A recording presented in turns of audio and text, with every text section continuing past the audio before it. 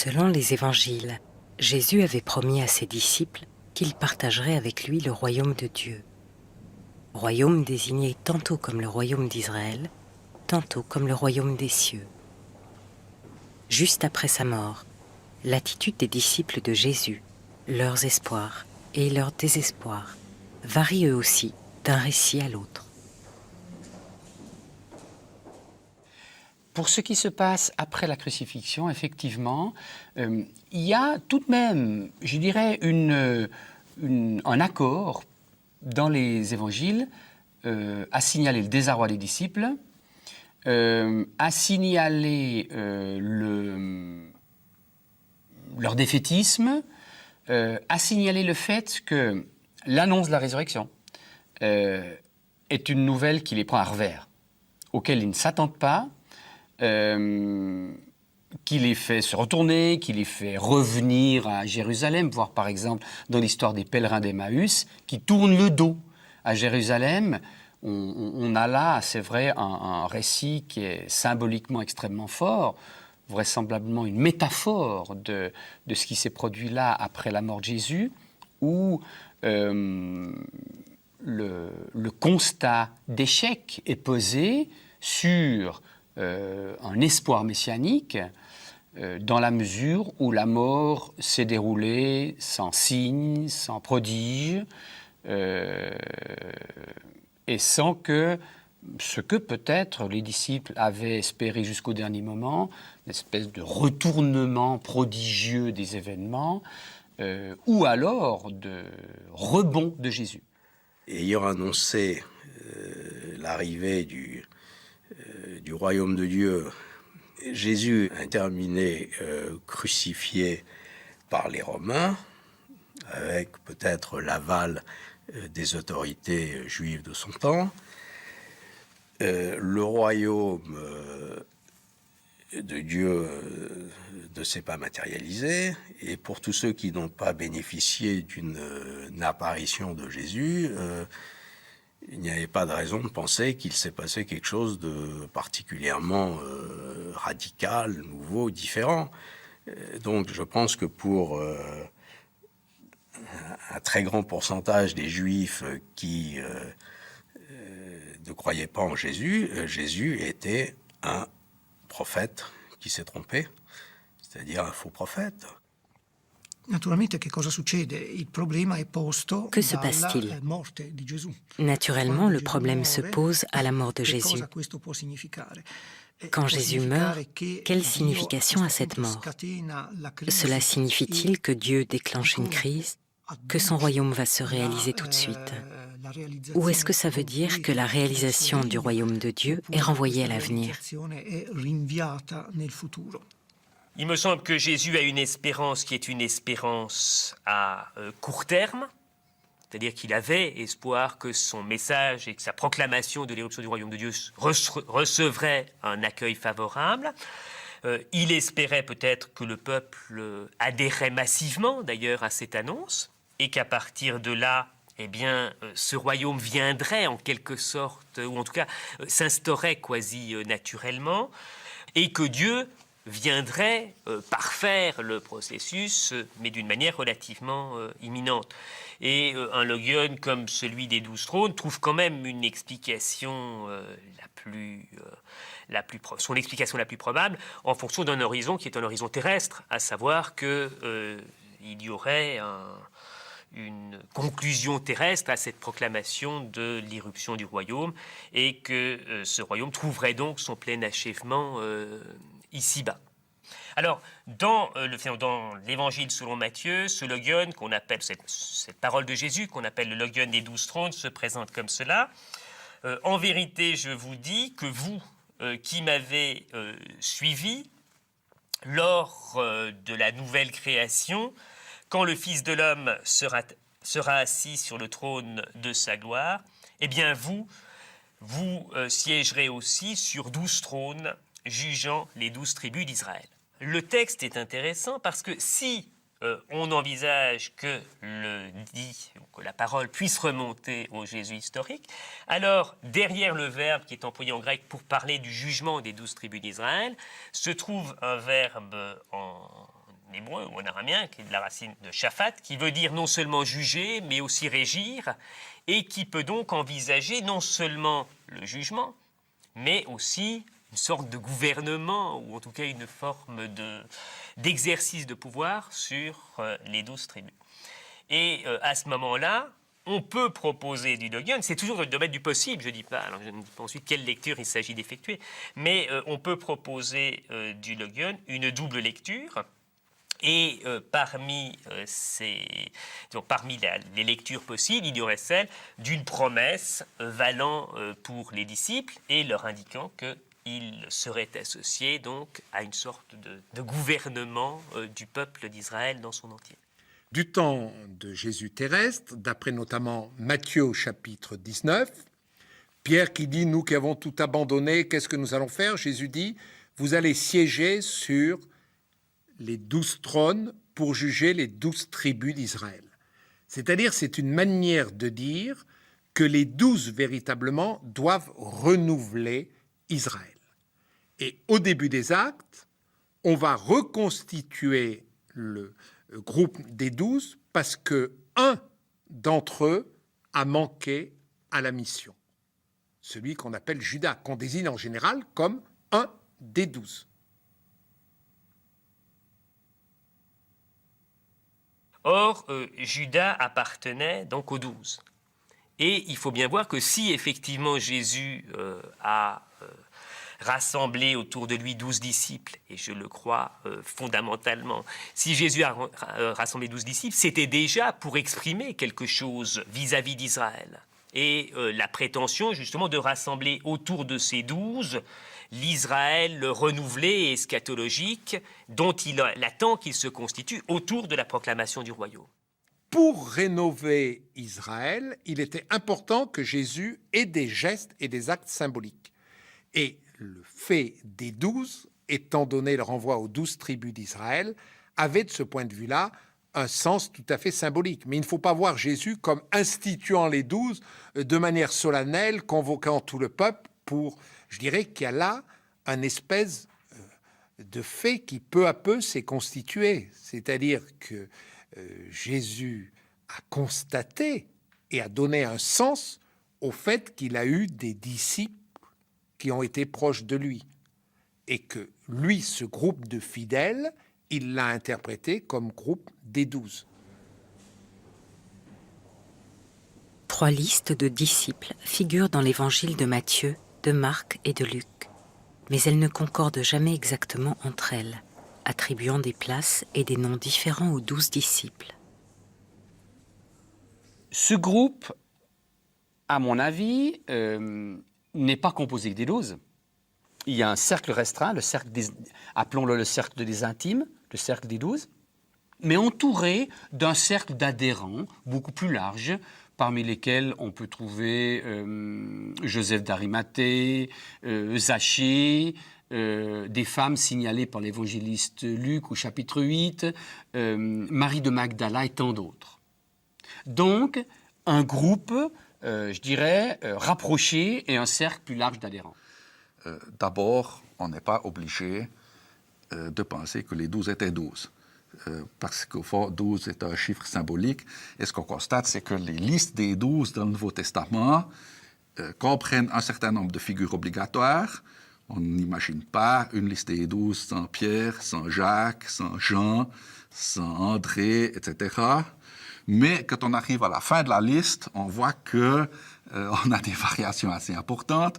Donc on a l'impression qu'il y a un quatuor de tête, que le chef, le premier violon du quatuor de tête était Pierre.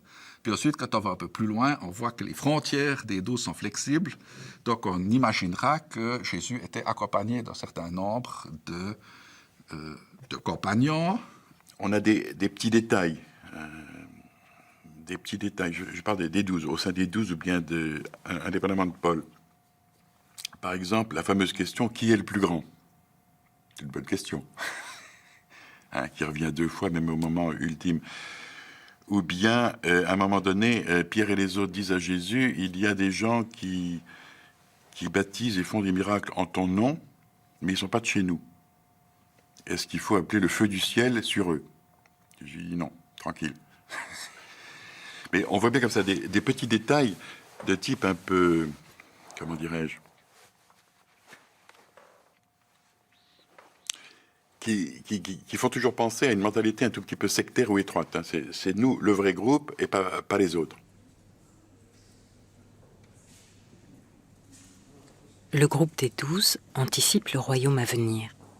Un royaume que certains comprennent comme le royaume céleste, vers lequel ils monteront à l'appel du ressuscité. Un royaume que d'autres, au contraire, n'imaginent pas ailleurs que sur terre, sur la terre d'Israël, enfin purifiée de la présence romaine.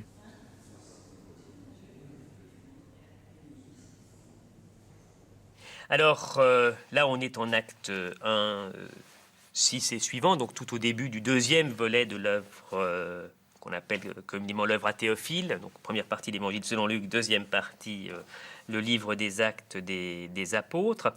Et donc, alors que Jésus ressuscité est en compagnie de ses disciples pendant 40 jours, continuant d'ailleurs à leur parler, selon l'auteur à Théophile, de ce qui concerne le royaume de Dieu, voilà que les disciples l'interrogent. Je prends le texte parce que ça me paraît important, et lui demandent, Maître ou Seigneur, est-ce en ce temps-ci que tu rétablis la royauté pour Israël? On est en plein dans la question.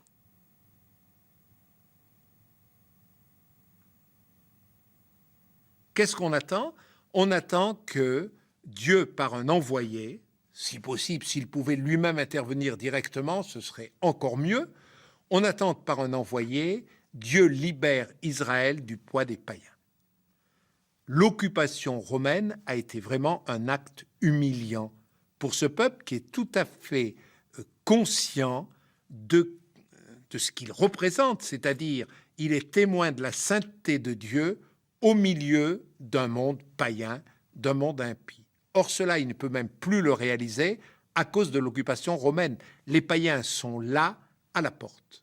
Il ne faut pas oublier que dans de Jésus, de nombreux non-juifs habitaient en Terre Sainte, entre guillemets, et qu'il existait des villes composées largement de Grecs non-juifs, où se rencontraient des temples païens. Donc pour les Juifs les plus traditionnalistes, la situation était inacceptable. Je dirais, la voie est tracée, la voie est tracée dans les années 30, dans le judaïsme palestinien, c'est l'espoir d'une restauration d'Israël. Donc, un espoir dont on connaît les multiples variantes, mais qui en gros trouve sa cohérence dans l'attente d'une restauration de la pureté d'Israël. Et la restauration de la pureté d'Israël, c'est à la fois le terrassement du mal, des vecteurs du mal que sont les impies qui foulent la Terre Sainte, c'est l'attente de la conversion des pécheurs à l'intérieur du peuple, c'est l'attente d'une restauration théocratique, ce que les zélotes vont prendre en charge, car les zélotes sont défenseurs d'une lecture théocratique de l'avenir d'Israël. Alors, ce qui est intéressant aussi, c'est de replacer ça dans le contexte de la Judée à ce moment-là, sous les gouverneurs romains qui étaient quand même assez féroces. Il y avait de plus en plus de mouvements de type zélote. Des zélotes donc, qui pillaient et rançonnaient, etc., donc, qui étaient qualifiés de brigands, parce qu'ils captaient ce qui aurait dû être des impôts arrivant soit au temple, soit chez les Romains, donc fiscalement brigands ou voleurs. Alors qu'on appelle sicaires, parce qu'ils ont un poignard un peu court, une sica, etc. Donc de plus en plus de mouvements de rébellion contre un peu tout et tout le monde, mais religieuses, zélotes. Je crois qu'il est effectivement possible que des Juifs du 1er siècle de notre ère, entendant parler du royaume de Dieu, puissent imaginer que le règne de Dieu est inévitablement l'instauration d'une autre économie sur la terre d'Israël. Bon, ça c'est une chose. Mais le règne de Dieu, c'est une théocratie, c'est ça que ça veut dire, n'est-ce pas? Si vous l'exprimez en en termes politiques, c'est une théocratie qui n'est plus qu'une construction artificielle en Israël, avec l'occupation romaine, le fait que les rois, les grands prêtres, n'importe qui collabore avec l'ennemi. Bon, il y a longtemps que Israël n'est plus une théocratie. Donc c'est le rétablissement d'une théocratie. Et là-dedans, évidemment, au sein de cette théocratie, on pourra avoir des responsabilités, des places, des programmes, je dirais, d'organisation. Bien. Là-dessus, les évangiles sont très silencieux. Bon, on parle simplement, effectivement, du règne de Dieu. J'ai l'impression que toutes les sources que nous avons ne permettent pas vraiment de donner une épaisseur politique à l'action de Jésus. C'est vrai qu'il s'agit de sources qui sont postérieures à la mort de Jésus.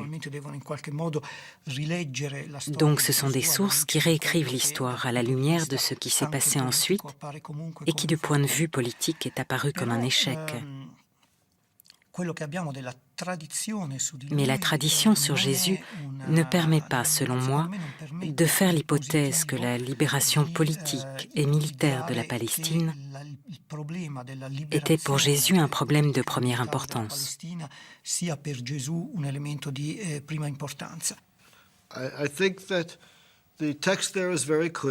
Je crois que le texte est très clair. Si vous voulez bien vous souvenir, à quoi s'attendaient les disciples de Jésus? Ils s'attendaient à la restauration du royaume d'Israël. Au 1er siècle, il y avait énormément de Juifs qui espéraient la restauration du royaume et qui sont partis en guerre. Des pièces de monnaie qui remontent à l'an 60 portent des slogans pour la libération d'Israël. C'est ce qu'on voit à la fin de l'évangile de Luc. Des disciples sont en route pour Emmaüs. Jésus ressuscité vient à leur rencontre et leur demande « Comment pouvez-vous être si triste ?» Ils répondent « Tu ne sais pas ce qui est arrivé ?» Jésus dit « Qu'est-ce qui est arrivé ?» Et Luc dit « Oh, it's all about Jesus of Nazareth who showed himself a prophet powerful in action and speech before God and the whole people, and how our chief priests and our leaders handed him over to be sentenced to death and had him freed. Our own hope had been that he would be the one to set Israel free. » Délivrer Israël, cela voulait dire se libérer du joug romain. Oui, Jésus a défendu un idéal et un programme de réforme d'Israël, oui. Mais ça ne légitime pas n'importe quel discours. Le fait de se situer à l'intérieur d'Israël ne légitime pas n'importe quel discours, et notamment, visiblement, pas un discours de type nationaliste. Et deuxièmement, nous n'avons pas trace dans la prédication, dans l'annonce que fait Jésus du royaume, des traits spécifiques du nationalisme juif. Jésus sait que l'armée d'occupation commet des exactions. Il est même probable que Jésus liait l'occupation romaine et l'impureté. Il y a la fameuse histoire de l'armée des esprits. Le démon, qui se nomme Légion, est chassé et transformé en porc. Comment dire? Les implications politiques de cette histoire me semblent très claires. Et Jésus pense que Dieu est d'une certaine façon en train d'intervenir en chassant ces démons qui matérialisent l'occupation militaire. Mais apparemment pour Jésus, cela n'impose pas d'organiser une révolte politique et militaire. Quand Jésus dit si c'est par l'Esprit de Dieu ou si c'est par le doigt de Dieu que j'expulse les démons, alors le royaume de Dieu a fait irruption jusqu'à vous, eh bien, il lie l'irruption du royaume de Dieu à des actes qu'il pose, mais des actes qui n'ont rien de politique, a priori, et qui ont plutôt un lien avec la libération des personnes. Et je crois que pour Jésus, il faut faire une distinction entre deux catégories, et c'est un point important. D'une part, on pourrait analyser son intervention en termes d'activisme et d'activisme politique, mais un activiste a en général des partisans. Et on peut l'analyser en termes de prophétie, c'est-à-dire que Jésus se présente comme un prophète, et pas n'importe quel prophète, mais un prophète qui exprime justement ce qui pouvait paraître incroyable, à savoir que le royaume de Dieu fait irruption. Et un tel prophète, en général, a des disciples, et c'est plutôt ainsi qu'il convient, me semble-t-il, d'interpréter la venue de Jésus.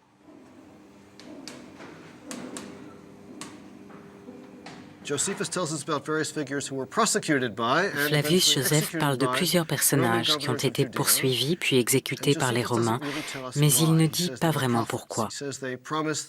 Il dit que c'étaient des prophètes qui promettaient signes et miracles, mais il ne dit jamais en quoi c'était une menace.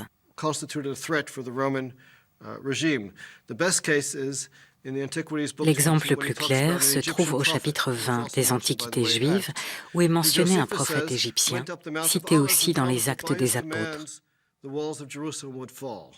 Il promettait que sur son ordre, les murailles de Jérusalem s'écrouleraient. Le gouverneur a envoyé ses troupes. Il y a eu beaucoup de morts et de prisonniers. On se demande pourquoi un gouverneur romain s'inquiéterait de quelqu'un qui prétendait qu'en disant pouf sur le mont des Oliviers, il ferait tomber les murailles. Il y a un autre livre écrit par Flavius Joseph 20 ans plus tôt, La guerre des Juifs. Il raconte l'histoire d'un autre prophète égyptien qui se préparait avec ses partisans à attaquer Jérusalem. Mais le gouverneur romain les a fait arrêter, etc. Donc ici, on a deux livres écrits par le même auteur. Le premier, écrit dans les années 70, et le deuxième dans les années 90. On voit clairement que Flavius Joseph, dans les années 90, avait intérêt à ne pas faire apparaître les figures religieuses du judaïsme comme des menaces pour l'autorité romaine.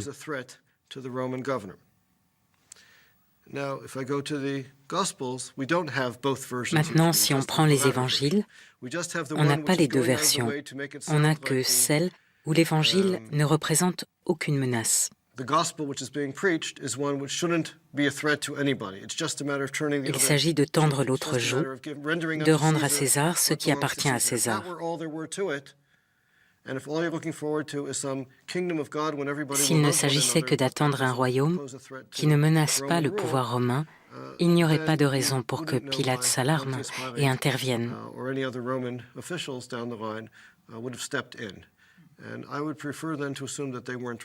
Je préfère défendre l'idée que les Romains ne se trompaient pas sur les chrétiens, mais que les évangélistes croyaient sincèrement qu'ils apportaient quelque chose de différent et de plus profond. Mais pour les Romains, deux royaumes ne peuvent pas coexister. Quand un royaume s'établit à l'intérieur des frontières d'un autre royaume, il y a la guerre. Et Ponce Pilate le savait.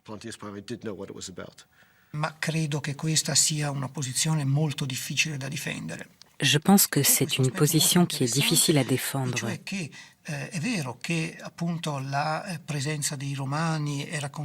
Il est vrai que la présence des Romains était considérée comme un facteur d'impureté, un facteur très important qui empêchait l'instauration du royaume de Dieu. Et pour instaurer le royaume, il fallait éliminer l'occupation romaine, avec toutes les conséquences que cela comporte. Mais en Jésus, nous avons un aspect assez paradoxal. Pour Jésus, le royaume de Dieu commence déjà à se réaliser, indépendamment de l'expulsion des Romains, indépendamment d'une hypothèse de purification de la terre d'Israël par une action politico-militaire. Dans les évangiles synoptiques, on trouve des éléments en faveur des deux tendances. À certains moments, Jésus parle du royaume de Dieu qui est en nous, un royaume de Dieu intime. Ainsi, il utilisera la parabole de la graine de sénévé, quelque chose de petit nous tient à cœur. À d'autres moments, Jésus parle en termes d'eschatone, de la fin des temps, de la destruction du temple. Donc la question est, doit-on voir là le résultat d'un long processus éditorial et attribuer, disons, la première tendance au Jésus historique, au vrai Jésus, et la deuxième à un rédacteur tardif, ou doit-on penser que Jésus, à différents moments, a exprimé différentes réactions, voire différents sentiments?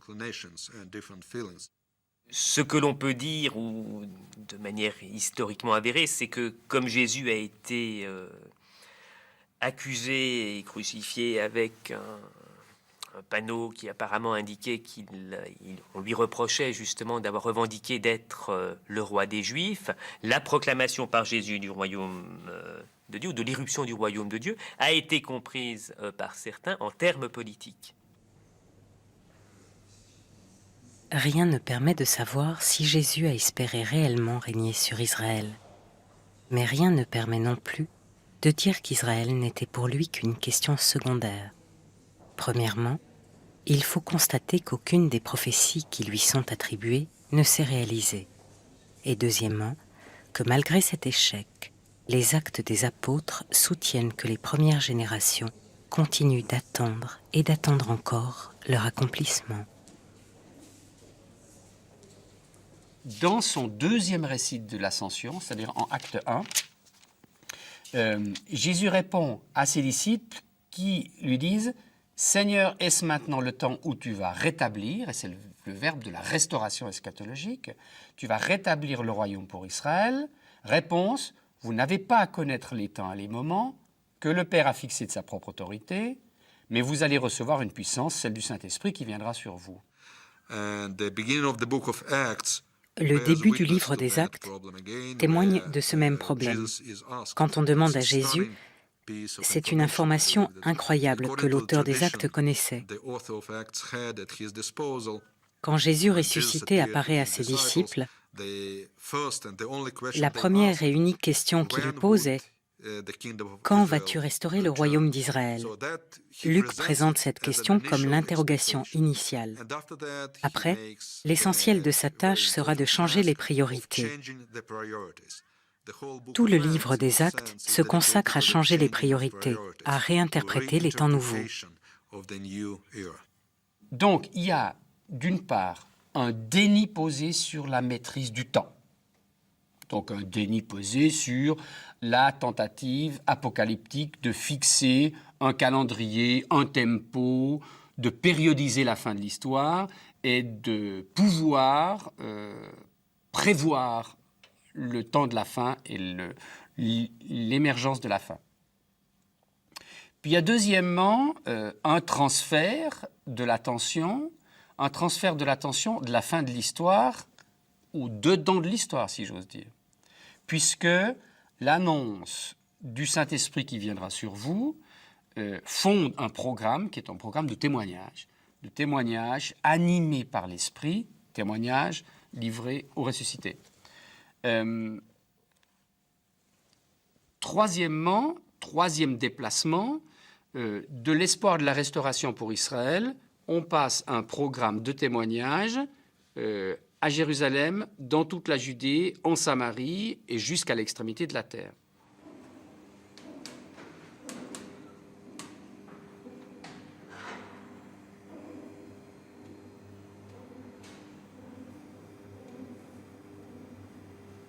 Et donc les disciples qui espèrent peut-être un rétablissement de type politique sont détournés de cela et renvoyés à un accomplissement dont le terme n'appartient qu'à Dieu seul. Et alors que eux-mêmes attendaient donc un accomplissement imminent.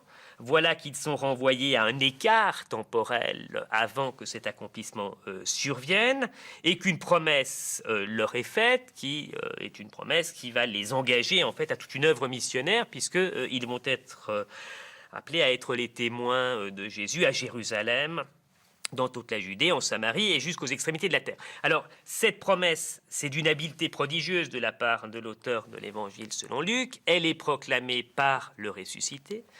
C'est la seule parole que prononce le ressuscité dans tout le livre des Actes, et voilà précisément que c'est le plan de tout le livre des Actes. Donc on voit qu'il y a un travail de rédacteur qui est absolument prodigieux et qui fait énoncer le plan même de l'œuvre par le héros de l'histoire, puisque c'est le Christ le ressuscité qui agit même à travers les disciples au cours de la mission.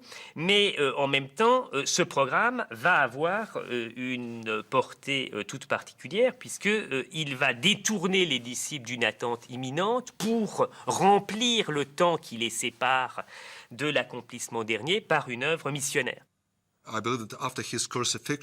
Je crois que 20 ou 30 ans après la crucifixion, il est devenu évident que le royaume d'Israël ne serait pas restauré. Donc le royaume de Dieu ne s'établirait pas sur terre, puisqu'il devait inclure le royaume d'Israël. Les disciples de Jésus, même les gentils, 20, 30 ou 40 ans plus tard, ne parvenaient pas à se défaire de cette espérance eschatologique, l'espérance de la fin des temps attachée à Israël. Donc, dans cette situation où cet espoir n'existe plus, et je crois que c'est ce que l'auteur du livre des Actes essaie de faire,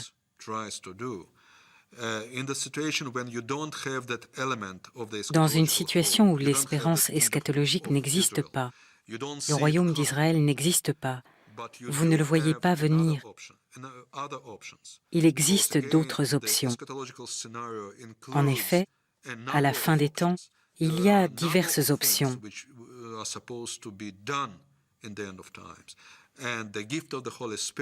Le don du Saint-Esprit, le retour de la prophétie et la spiritualisation. Tout ceci existe et tient une place éminente dans le scénario eschatologique. Donc, l'auteur du livre des Actes opère ce changement de priorité. Du royaume réel ou historique, il glisse à un royaume de nature plus spirituelle. Je pense que à l'époque des premiers écrits chrétiens et des premières communautés chrétiennes, l'avenir était un objet de grande discussion. Il y avait des attentes impatientes, il y avait des mouvements apocalyptiques, il y avait aussi une position que j'estime plus pharisienne, qui est la délimitation des zones. Il y a cette terre-ci, ce monde-ci, dans lequel on doit admettre même l'occupation étrangère, on doit même prier pour le prince étranger qui occupe le pays. Et au lieu d'avoir une espérance apocalyptique pour demain, on a plutôt une conscience de la réalité céleste supérieure. On remplace les catégories du temps par celles de l'espace. Donc le royaume est un royaume céleste. Je pense que Paul a beaucoup modifié les interprétations de Jésus.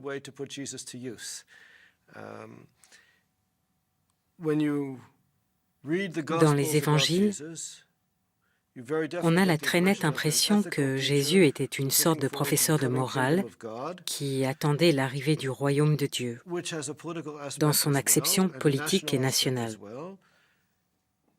Quand il a été tué, les gens croyaient encore qu'il instaurerait le royaume de Dieu, et les Romains l'avaient exécuté parce qu'ils craignaient qu'il le fasse.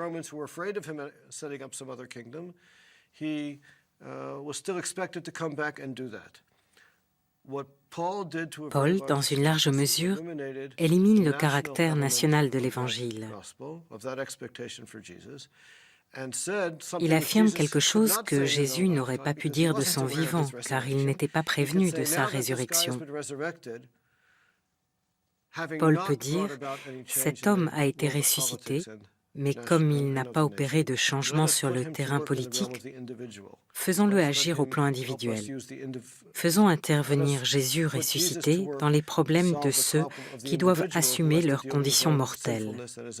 Faisons de sa résurrection un système théologique qui promettra l'immortalité. Le salut et l'immortalité reviendront à ceux qui s'attachent à Jésus, puisque Jésus est devenu immortel.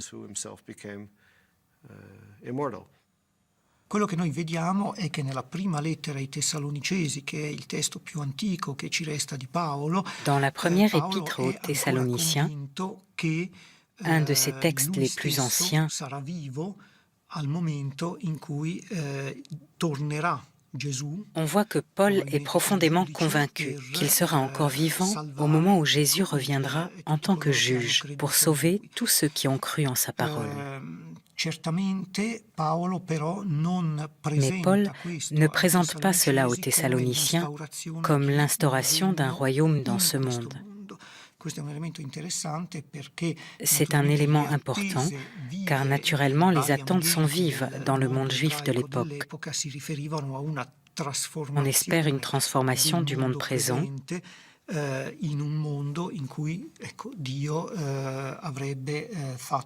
monde dans lequel Dieu aurait imposé son autorité, dans lequel Israël aurait occupé une position centrale, dans lequel le peuple aurait dominé le monde.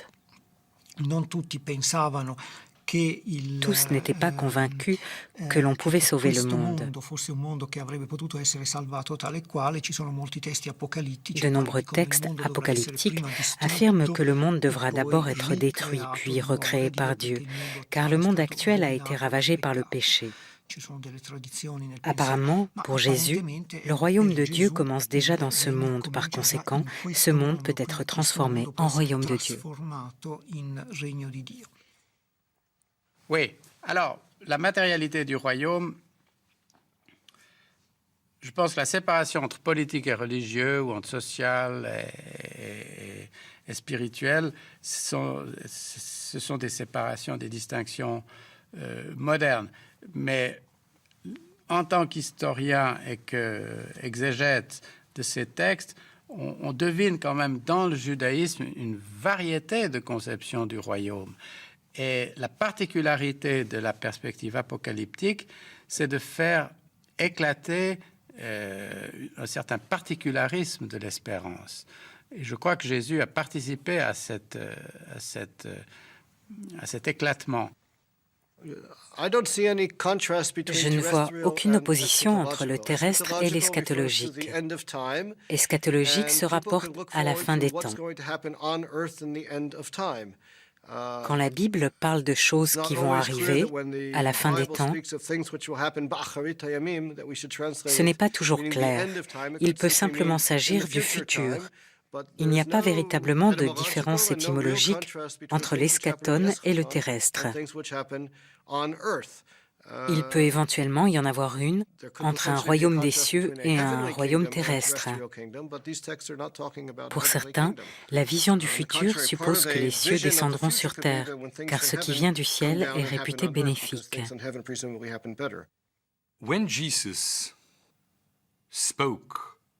Quand Jésus a parlé du royaume de Dieu, Basilea tuteu, ou Basilea tonuanon, Basilea tuanu, the kingdom of heaven. Évidemment, il ne parlait pas grec, mais araméen. He spoke in Aramaic. Malchuta Drekia, kingdom of heaven. Or Malchuta de Elaha, kingdom of God. He obviously meant, évidemment, pour lui comme pour tout le monde, everybody, his pour ses disciples, pour sa famille, tous comprenaient qu'il parlait du royaume de Dieu pour son peuple, le peuple d'Israël. le peuple juif. Le royaume de Dieu signifie que Dieu sauvera le peuple juif d'un point de vue politique, que le peuple juif retrouvera son indépendance, qu'au moins la plupart des juifs de la diaspora, sinon tous, reviendront d'exil et retrouveront la terre d'Israël, et qu'à partir de ce moment, sur la terre d'Israël, la Judée, le peuple juif vivra d'une manière exemplaire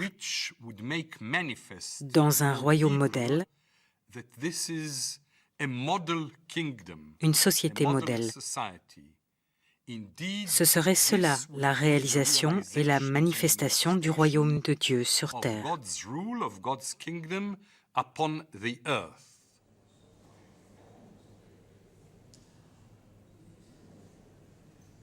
Avec le temps, l'écart va se creuser entre les attentes et les espoirs des disciples de Jésus de son vivant et leurs espoirs, leurs attentes après sa mort.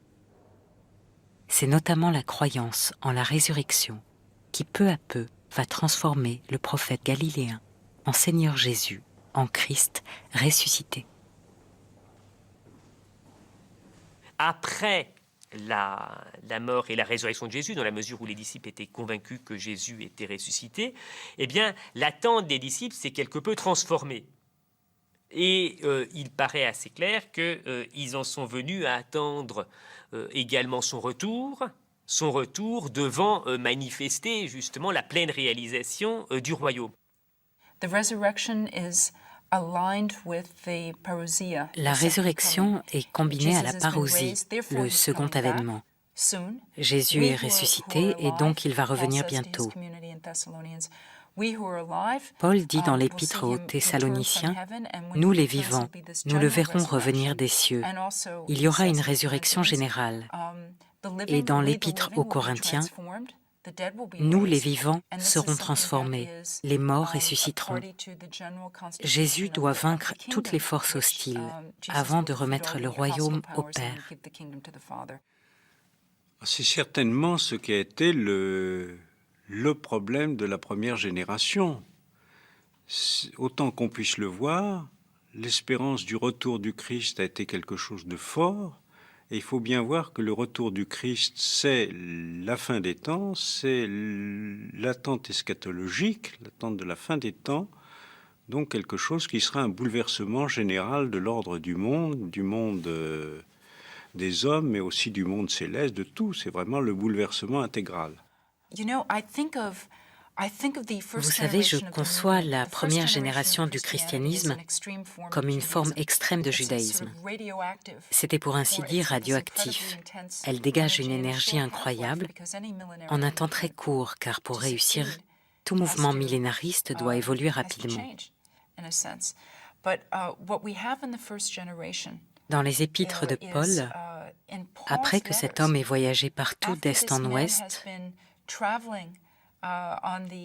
prêchant le retour imminent de Jésus, dans sa dernière épître à la communauté de Rome, il proclame encore « Le salut est plus proche que nous ne l'avions d'abord cru. » Voilà un homme qui, depuis plus de 20 ans, répète que le royaume va arriver et il n'arrive toujours pas. Et pourtant, dit-il, il est plus proche que jamais.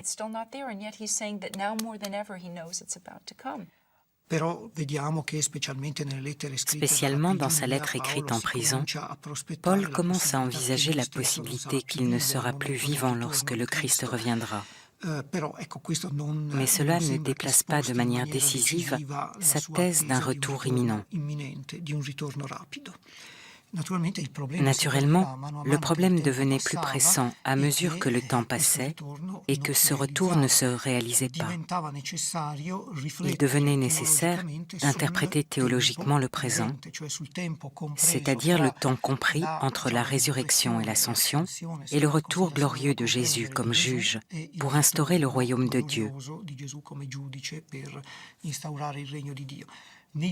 Durant les premières années, il n'était pas urgent de traiter à fond ce problème, car Paul pensait que cela interviendrait très vite. La première grande réflexion à ce sujet est celle de Luc. Luc tente de donner un sens théologique à l'histoire du présent.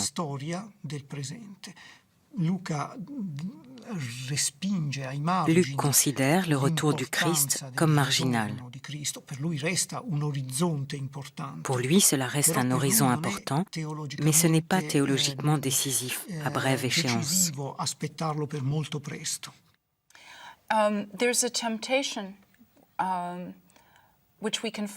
On peut être tenté de dire, en sondant les bases du Nouveau Testament, c'est-à-dire les épîtres de Paul et les évangiles, que plus le texte est tardif, plus l'urgence diminue. Paul attend le retour de Jésus de son vivant. L'Évangile, selon Marc, au chapitre 13, prétend que la destruction du temple sonnera la dernière heure à l'horloge de Dieu.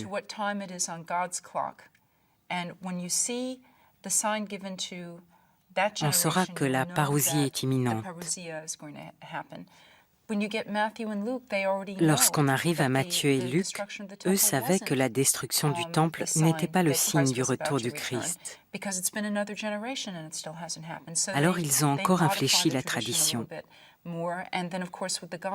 Enfin, avec l'évangile de Jean, la théologie se développe dans une toute autre direction. On peut se dire, plus le temps passe, plus les attentes diminuent.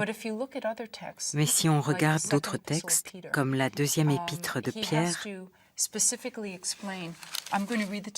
je vais lire le texte, car d'abord c'est un texte ancien qui aurait été écrit dans un grec excellent de la part d'un modeste pêcheur de Galilée. Il aborde les problèmes posés dans la communauté parce que Jésus n'est toujours pas revenu.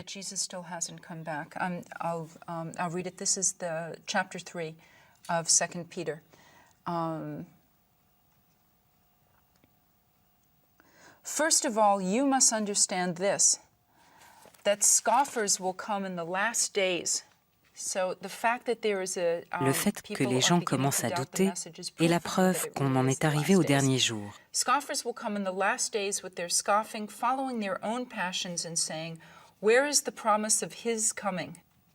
Because ever since the fathers fell asleep, all things have continued as they were from the beginning of creation. They deliberately ignore the fact that by the word of God, heaven existed long ago and the earth formed out of water, but by the same word, the heaven and earth that now exist have been stored up by fire. But do not forget this fact, beloved, that with the Lord 1 day is as 1,000 years, and 1,000 years is 1 day. And the Lord is not slow about his promise, but he wishes to give all time for repentance. So what this author is saying, donc, l'auteur affirme que le royaume n'est pas en retard, qu'il peut paraître en retard aux hommes, mais que Dieu a une autre mesure du temps. Il dit aussi que c'est un acte généreux de la part de Dieu qui accorde plus de temps pour se repentir. Quand on prend l'Apocalypse qui clôt le canon du Nouveau Testament, vous voyez l'ange qui révèle à Jean. Le temps est proche. Donc là encore, on a un sentiment d'urgence. Quand on aborde la période des pères de l'Église, il y a une grande variété de textes où des gens comme Justin Martyr, dans le dialogue avec Tryphon, dit explicitement que la fin des temps approche, qu'il va y avoir une résurrection des corps, que les saints se retrouveront à nouveau à Jérusalem. Et les pères de l'Église, qui sont orthodoxes aux yeux de la tradition, comme Irénée, qui réaffirmera la visée apocalyptique millénariste. Irénée écrit aux environs de l'année 200, Tertullien aussi. Tous réaffirment énergiquement que le royaume de Dieu arrive bientôt. Mais au fur et à mesure que le temps passe, la définition de bientôt doit évoluer.